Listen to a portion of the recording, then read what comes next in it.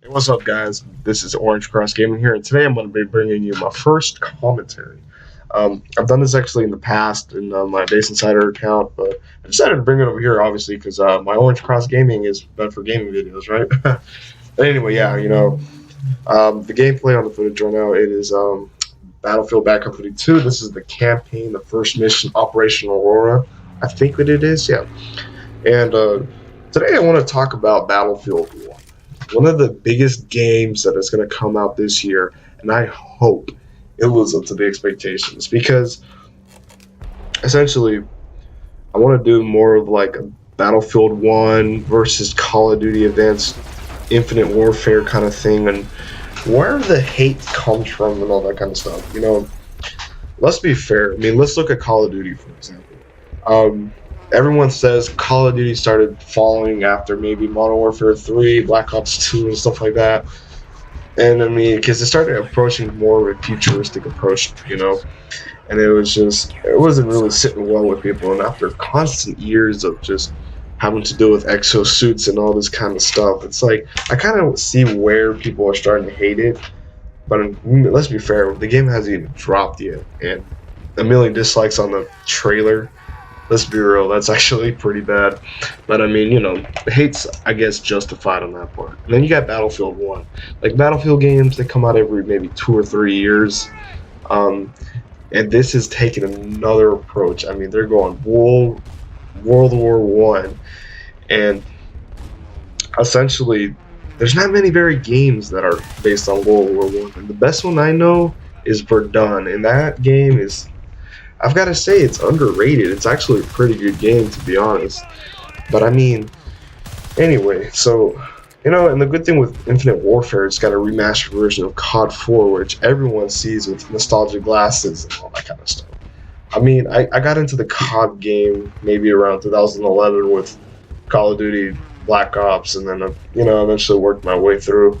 I played, Modern Warfare series, Black Ops. I played Black Ops 3. Not too bad. I played Black Ops 2, and I played that game a lot just because it's pretty fun. I see a lot of people play that game because it feels good, Battlefield, I've played Battlefield Bad Company 2, obviously. I've played Bad Company 1. I think that was like a demo at one time. This was a couple of years ago. Maybe like in 2009 or something. Or 2010, one of those two dudes. I don't know. And then, then I got into, Battlefield 3 and Battlefield 4. I never got into Hardline because it was different.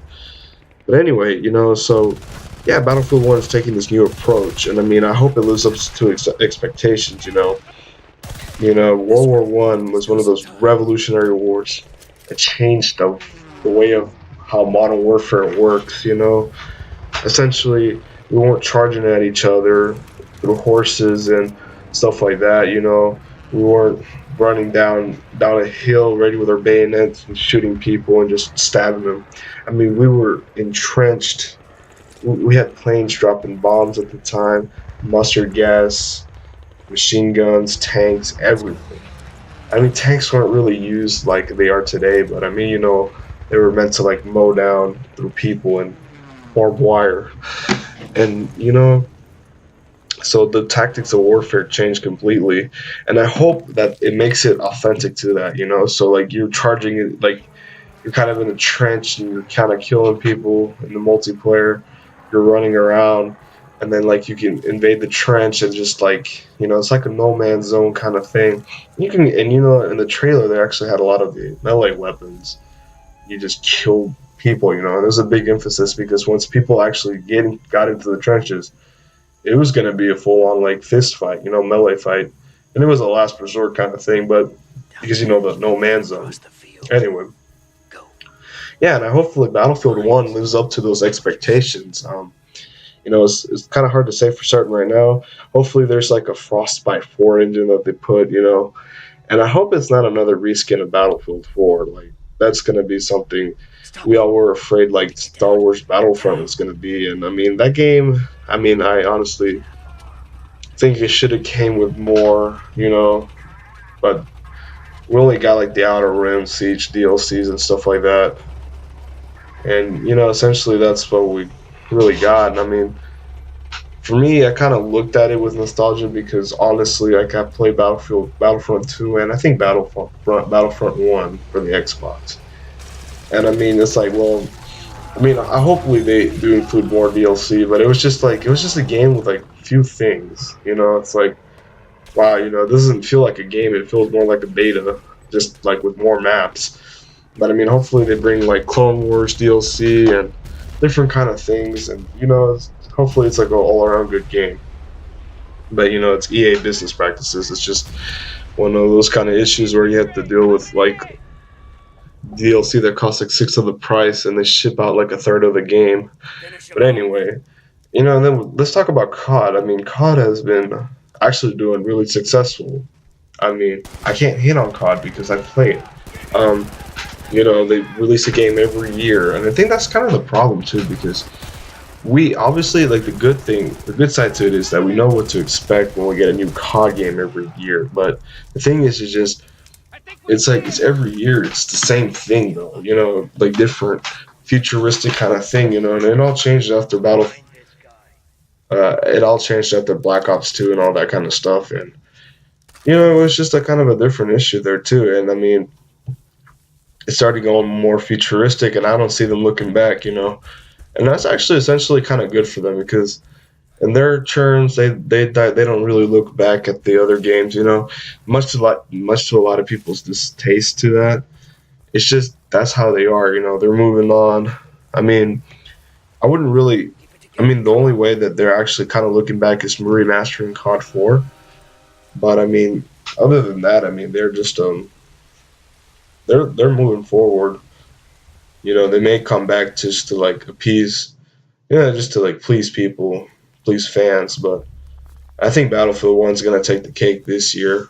But no, but for me, Call of Duty, it's gonna be the same. You know, it's kind of a good thing because we know what to expect. But this past couple of years, you know, it's like it was different. You know, when I first played Black Ops 3, I was like, you can do that. You can parkour around the wall.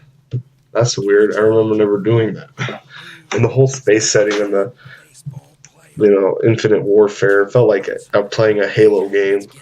You know, maybe before Master Chief was born or anything like that. So it's like pre-Halo kind of thing. But anyway, yeah, it's just COD versus Battlefield. It's always been kind of like that because they're the most popular shooters in the world, obviously. That and Counter Strike. But Counter Strike has got they're in their own ballpark. You know, they're essentially a Half-Life mod and all that kind of stuff. And if yeah, you know, something like that. Or I think one of their Source, no, one of those two mods, Source or Half-Life. Oh, I'm not too sure. Anywho, yeah, so hopefully they both actually retain their communities. You know, I hope they both bring something good to the table. But I mean, Battlefield 1 looks more innovative just because it's a different approach that they're taking. Battle like a World War One setting game. You know, and hopefully for me it just lives up to the expectations of a World War One authenticity style of combat. You know, like I actually feel like I'm transported to World War One. It's like essentially that's kind of how I want to feel. You know. In Call of Duty, well, I hope people enjoy the COD 4 remaster because I know from what I heard right now is that they're not really gonna sell that separately. So you're gonna have to buy Infinite Warfare in order to actually get the COD 4 remaster. And the COD 4 remaster looks pretty good. Obviously, it's remastered compared from like almost like 7 years ago. Actually, more than 7 years ago. What am I thinking? That game came out in 2007. It's 2016. It's almost 10 years actually. But anyway, yeah, you know, that game looks pretty good. Yeah, so this is it for this. This is just a quick commentary. I have like 10 minutes, but you know, I'm gonna start bringing these up more. It's gonna be a weekly kind of thing because I have to do all the editing and all that, but and gameplay footage. But you know, I'll talk about different things. I'll have some recordings here and there, you know, and I'll put more actual gameplay of other things. So yeah, hopefully you all enjoyed the video. See my views on Battlefield versus COD, and yeah, you know, just leave a like, subscribe, comment, give me criticism, something to do. anything. So yeah, this is Orange Crust Gaming signing out.